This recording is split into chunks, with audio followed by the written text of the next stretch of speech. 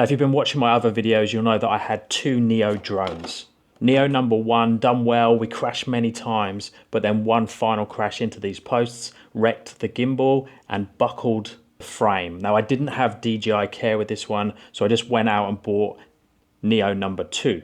Again, Neo number 2 done me really well, crashed loads of times, and it ended up disappearing into the sea last week. Now, Neo number 2 had DJI refresh, and it just so happens I'd sent Neo number 1 back to DJI for repair 2 days before I crashed Neo number 2 into the sea. Now, for both drones, I went into the DJI app. So Neo number 1 that was broken didn't have the DJI care, but I still contacted them for the repair process and I sent it in.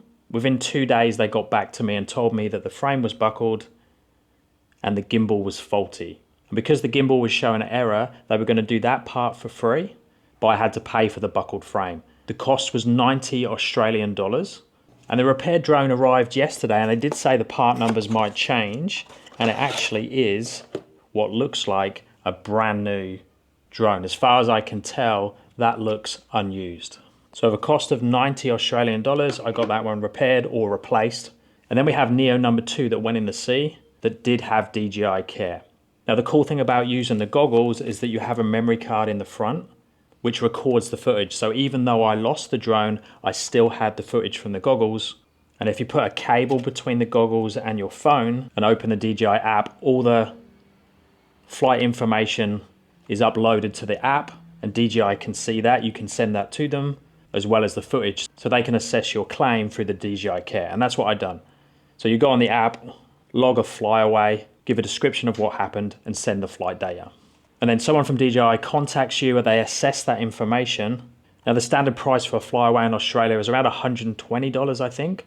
But after assessing the information that I sent them with the flight path, the flight data, and that video where it lands in the sea, they reduced the price to 29 Australian dollars. So in the post right now is a brand new drone and battery claimed under the DJI care and only cost me 29 Australian dollars. So I've decided to keep this one.